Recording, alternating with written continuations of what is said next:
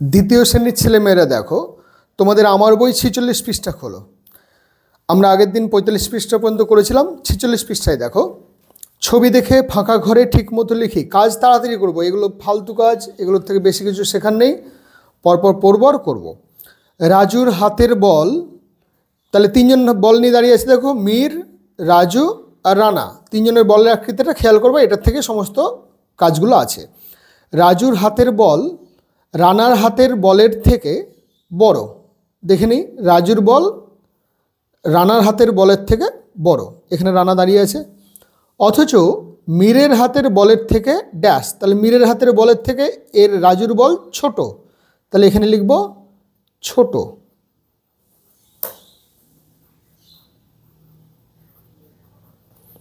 এখানে মীরের হাতের বল সবচেয়ে, তাহলে সব থেকে মীরের হাতের বল সব থেকে বড়, তাহলে বড়।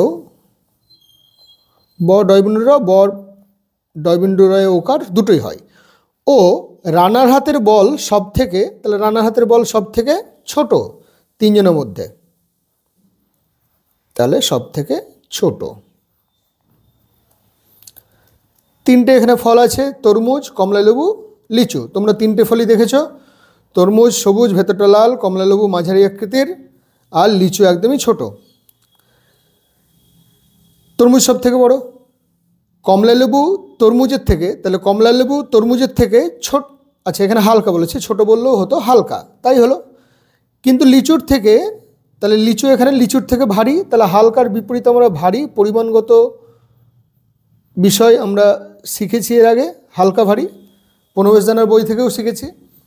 এখানে তরমুজ সব থেকে, তাহলে তরমুজ সব থেকে ভারী, ভয়াকার রয় দীর্ঘীয় হয়, ভয়াকার রয়হাস্যীয় হয়, বয়শূন্য রয়হাস্যীয় হয়। লিচু সব থেকে, তাহলে এখানে হালকা বলবো, যেহেতু ভারী আছে, তার বিপরীত হচ্ছে লিচু সব থেকে হালকা। 2 নং, দুটো গাছের গুড়ি আর একটা বাঁশি আছে। বাঁশি আমরা দেখেছি ছোট কাঠের গুড়ি, আর মানে ছোট গাছের কাঠের গুড়ি আর মোটা গাছের কাঠের গুড়ি। এই তিনটে ছবি দেখে আমরা পরিমাণগত বিষয়গুলোকে লিখব। 2 নং গাছের গুড়ি 1 নং গাছের গুড়ির থেকে, তাহলে 2 নং গাছের গুড়ি 1 নং গাছের গুড়ির থেকে কি মোটা বলতে পারো, সরি, 2 নং গাছের গুড়ি 1 নং গাছের গুড়ির থেকে মোটার বিপরীত সরু হয়, তাহলে সরু লেখো। রোগাও হয়, কিন্তু এখানে রোগা লিখবো না, সরু। অথচ বাঁশির থেকে মোটা, তাহলে এই বাঁশি তার থেকে মোটা। এখানে 1 নং গাছের গুড়ি সবচেয়ে, তাহলে মোটা, বাঁশি সবচেয়ে সরু, তাহলে এই পৃষ্ঠা হয়ে গেল। এবার দেখো পরের পৃষ্ঠায়, ছবি দেখে ফাঁকা ঘরে ঠিক মতো লিখি। তাহলে এখানে ছবিটা আগে দেখি, 3 জন আছে, 3 জনের মধ্যে একজন আকশি দিয়ে আম পাড়ছে, একজন মাটিতে দাঁড়িয়ে সেখান থেকে আম নাগাল পাচ্ছে, আম পাড়ছে, আর একজন একদম উঁচুতে যেগুলো আছে সেগুলো গাছে চেপেই পারছে। তাহলে এবার দেখো, এখানে এই দিক থেকে শুরু করি।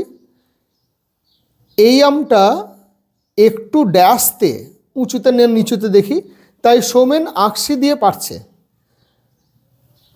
তাহলে এখান থেকে শুরু করছি, তাহলে সৌমেন এটা আকশি দিয়ে পারছে, সৌমেন। তাহলে এই আমটা একটু উঁচুতে, খুব উঁচুতে নয়, খুব উঁচুতে থাকলে তো তাকে গাছে চাপতে হবে, তাহলে একটু উঁচুতে।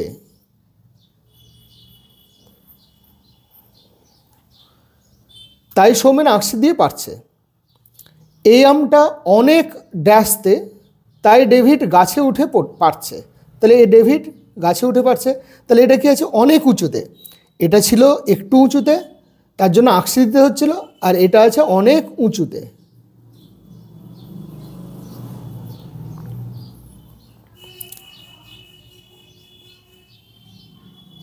এই আমটা বেশ ড্যাশতে, তাহলে এই আমটা মানে, তাই আসিফ মাটিতে দাঁড়িয়ে পারছে। তাহলে এই আমটা মানে এই আসিফ এ কাছেই আছে, তাহলে এই আমটা বেশ নিচুতে, নয় দীর্ঘী চয়হাস্য তয়েকার। এখানে সব থেকে উঁচুতে আম পাড়ছে, তাহলে গাছে চেপে থেকে ডেভিড, তাহলে সব থেকে উঁচুতে আম পাড়ছে ডেভিড, সব থেকে নিচুতে আম পাড়ছে আসিফ, সব থেকে ড্যাশতে আম পাড়ছে আসিফ, তার মানে সব থেকে নিচুতে আম পাড়ছে আসিফ। ঠাকুমা বা দিদিমা রামায়ণ মহাভারত গীতা পুরাণ কিছু একটা পড়ছেন, আর তোমরা কেউ তার পাশেই সামনে পড়াশোনা করছো। খুবই লক্ষ্মী মেয়ে তোমরা, ছেলে মেয়ে। দিদিমা মেঝেতে বসে বই পড়ছে, বইটা মোটা, পুরানো বইগুলো সবসময় মোটা হয়। বোন টেবিলে বসে বই পড়ছে, বইটা দিদিমার বইয়ের থেকে, তাহলে মোটার বিপরীত রোগা হয়, পাতলা হয়, তাহলে এখানে পাতলাই করি।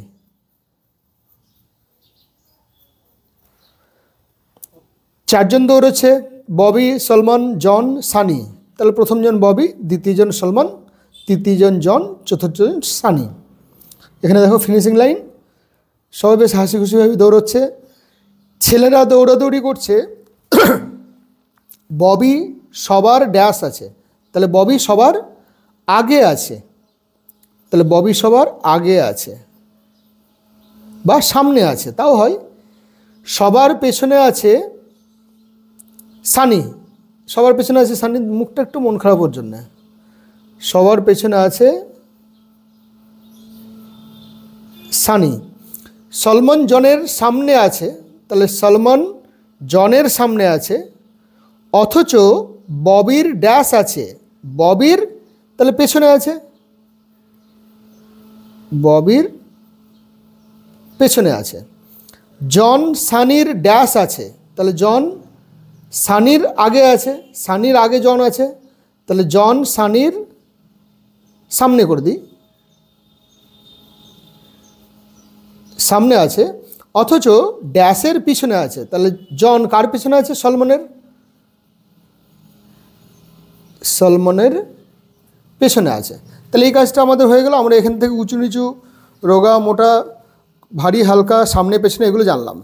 এবার দেখো এই কাজটা আমি তোমাদের দিকে হোমওয়ার্ক দিচ্ছি, তোমরা প্রচুর কথা এখান থেকে লিখতে পারবে, প্রচুর। বেশি কম বিপরীত শব্দ তাহলে আমরা শিখে যাচ্ছি। ভারী বিপরীত হালকা, লম্বার বিপরীত খাটো বা বেটে, বড়র বিপরীত ছোট, দূরের বিপরীত কাছে, ভিতরের বিপরীত বাহিরে বা বাহিরের বিপরীত অন্তরে, মোটা সরু, উপর নিচ, সামনে পেছন, সোজা বাঁকা। তাহলে এইভাবে আমরা বিভিন্ন পরিমাণগত বিষয় বা যেগুলিতে আমাদের কোনো কিছুর ধারণা করতে সুবিধা হয় সেই ধরনের একক এখানে ব্যবহার করা হয়েছে। এবার দেখো পাখি অনেক উঁচুতে উঠছে, একটি ছেলে গাছের উঁচু ডালে ফল পাড়ছে, দূরে তাল গাছ দেখা যাচ্ছে, সামনের গাছটি অনেক বড়,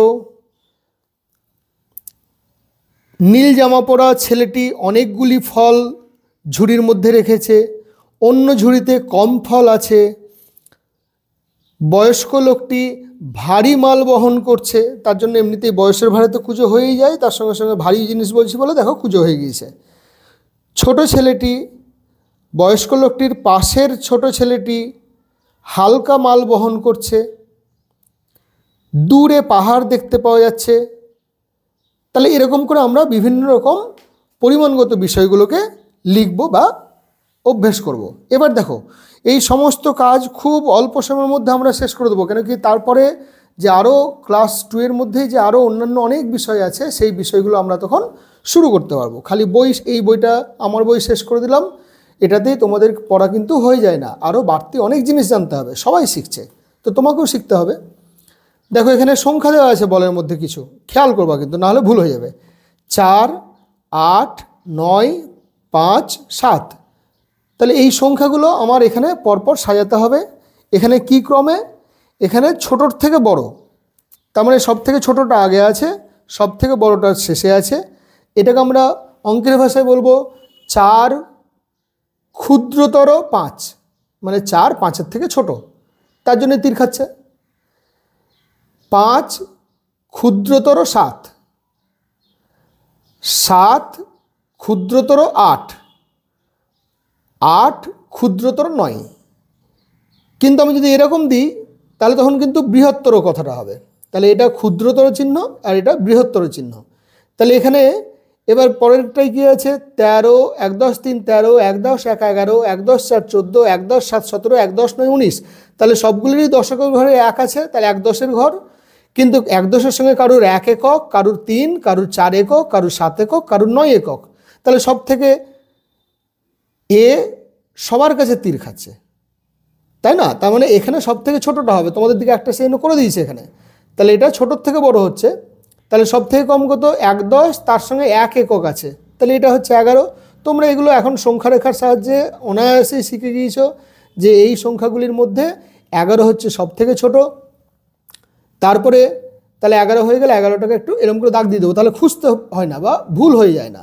11-এর পর কী হচ্ছে, 1 10 3, 1 10 4, 1 10 7, 1 10 9, এই 4টে পড়ে আছে। তাহলে 1 10 3, তারপরে ছোট, তার মানে এখানে আমার 1 10 3 হবে। বা কেউ কেউ একটু বেশি বুদ্ধি খাটিয়ে সব থেকে বড়োটা এখানে লিখে দাও, তাহলে 1 10 9, আমার এই কাজটা সারা। তাহলে এই কাজটা হয়ে গেল। তারপরে 1 10 9 কাকে তীর মারবে, তার থেকে ছোট হচ্ছে 17, তাহলে আমি এখানে 17 লিখতে পারি, 17 কাজ হয়ে গেল। তারপরে 13 কাজ আগে হয়ে গিয়েছে, 14 পড়ে থাকছে এখানে 14। কিন্তু আমি যে কোনো একটা প্যাটার্নে করব, হয় 11 13 14 17 19 লিখব, বা প্রথমে আমি সব থেকে বড়োটা এখানে দেবো, এখানে গিয়ে তীর মারবে একে, তার থেকে ছোটোটাকে। তাহলে এর থেকে ছোটো কোনটা, 1 10 9, তার থেকে ছোটো হচ্ছে 1 10 7, কেন কি 9-এর থেকে 7 ছোটো, 1 10 1 10 তো দুজনের কাছেই আছে। তাহলে এরকম করে আমরা এটা করতে শিখবো। এরপরেগুলো আমি আর বেশি বলবো না, এখানে সংখ্যাগুলো আছে দেখো, 2 0 20, 2 10 8 28, 2 10 9 29, 2 10 3 23, 2 10 6 26, 2 10 1 21। তাহলে এখানে 2 0 20 মানে 2 10 আর 0 একক। তাহলে এখানে কি হচ্ছে, এবারে উল্টো হয়ে যাচ্ছে। এখানে কিন্তু আমরা বড় থেকে ছোট লিখবো, কেন কি সব থেকে বড়টা একে তীর মারছে, অর্থাৎ অঙ্কের ভাষায় যেটা হবে সেটা আমি বলছি, আগে লিখে নিই। তাহলে এখানে সব থেকে বড় হচ্ছে আমার 2 10 9 29, তাহলে 2 10 9 29, তাহলে এটা হয়ে গেল। এরপরে কোনটা আছে, 2 10 8, কেন কি 2 10 6, 2 10 3, 2 10 1, 2 0, তাহলে 2 10 8 হবে, 2 10 8 28, তাহলে এটাও হয়ে গেল। তারপরে হচ্ছে 2 10 6 আছে, এগুলো ক্লাস 1-এই তোমরা অনেকটা শিখে গিয়েছো। 2 10 6 হয়ে গেল। তারপর 2 10 3 হয়ে গেল, 2 10 1 হয়ে গেল, এবং ফাইনালি 2 0 20। তাহলে এখানে অঙ্কের ভাষায় কি কথা বলবো, 2 10 9 29, বৃহত্তর 28। যদি আমি এই জায়গাটাকে বলি, আমাকে কেউ একটু বলো তো অঙ্কের ভাষায়, তাহলে হবে 26 বৃহত্তর 2 10 3 23। যদি আমি বলি এই অংশটাকেও মুখে বলো, তাহলে কি হবে, 23 বৃহত্তর 21। আমাকে শুধুমাত্র এই তীর মারার মতন ব্যাপার সেটা শিখলেই হবে না, আমাকে অঙ্কের কথাতেও ঠিকঠাক বলতে হবে।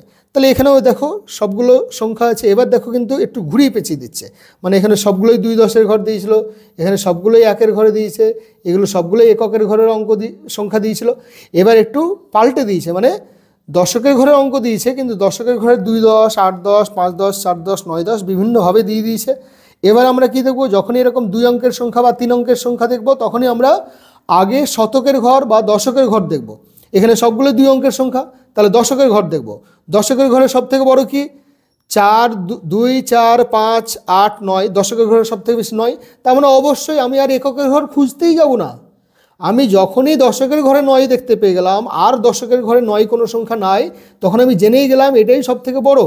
এবং সব থেকে ছোটো কোনটা, 2 10 3।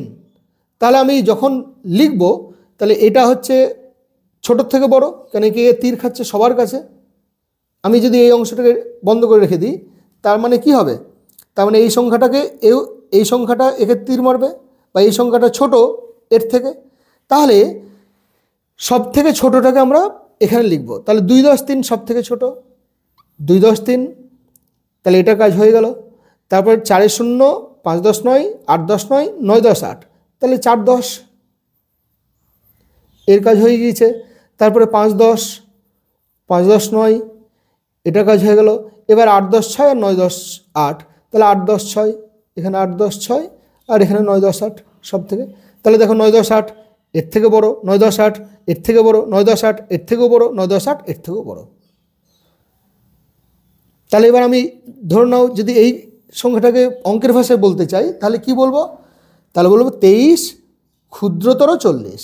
তাহলে এই ক্ষুদ্রতর বৃহত্তর চিহ্নটা কিন্তু আমরা জেনে থাকলাম। এরপরে এখানে আছে, আমি খুব তাড়াতাড়ি করে দিচ্ছি, তোমরাও তাড়াতাড়ি করবে, এখানে আর ব্যাখ্যা করে বোঝাচ্ছি না। 4-10-1, 3-10-7, 3-10-9, 4-10-2, 3-10-8। এটা তোমাদের দিকে একটু কনফিউজ করার জন্য দিয়েছে, যাতে তোমরা বুঝতে পারো, তোমাদের দিকে বোকা বানাতে চেয়েছে। 4-10-এর ঘরে দুটো অঙ্ক মানে দুটো সংখ্যা দিয়েছে, আর 3-10-এর ঘরে 3টে সংখ্যা দিয়েছে। তাহলে সব থেকে ছোট সংখ্যা কোনটা হবে?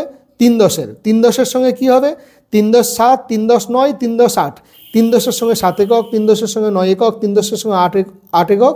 তা আমরা এমনি জানি সংখ্যা রেখায় 37 সব থেকে ছোট। তাহলে 37, তারপরে 38, তারপরে 39, তারপরে 4-10-2, 4-10-1। তাহলে 4-10-1 ছোট, 4-10-1, তারপরে হচ্ছে 4-10-2।